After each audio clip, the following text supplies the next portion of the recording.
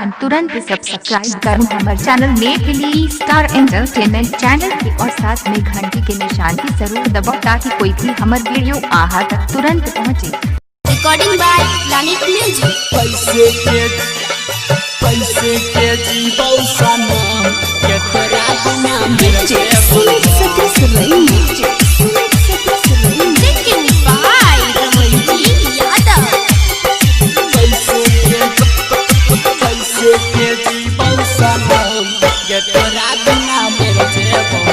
कल है तहु बारात जब सैया के साथ कल है तहु बारात जब सैया के साथ है गे सुनना तू जान हमर छोड़ दे वही हाथ। कैसे के जीवो सनम गे तोरा बिना मर जेबो हम। कैसे के जीवो सनम कि तोरा बिना मर जेबो हम। कल है तहु बारात जब सैया के साथ है गे सुनना तू जान हमर छोड़ दे वही हाथ। कैसे के जीवो सनम गे तोरा बिना मर जेबो हम। कैसे के जीवो सनम कि तोरा बिना मर जेबो हम। कैसे के जीवो सनम गे तोरा बिना मर जेबो हम। अभी आप सुन रहे हैं प्लानिट म्यूजिक की शानदार प्रस्तुति। कैसे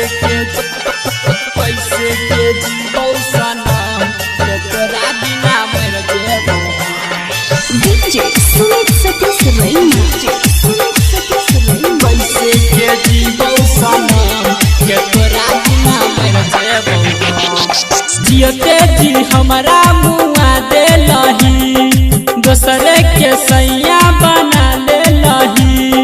कैसे के हम सहबौ जखम खोजले लही किया तू दोसर सजन हे गे सुनना तू जान हमर जेतौ परान। सच कहै छियो हमरा समझ नहीं आन। भूलला तू क्रिया कसम कि तोरा बिना मर जेबो हम। कैसे के जीवो सनम कि तोरा बिना मर जेबो हम। कैसे के जीवो सनम कि तोरा बिना मर जेबो हम। अभी आप सुन रहे हैं प्लानिट म्यूजिक की शानदार प्रस्तुति। कैसे के जीवो सनम कि तोरा बिना मर जेबो हम। डीजे सुमित सतीश रैना। कैसे के जीवो सनम कि तोरा बिना मर जेबो हम।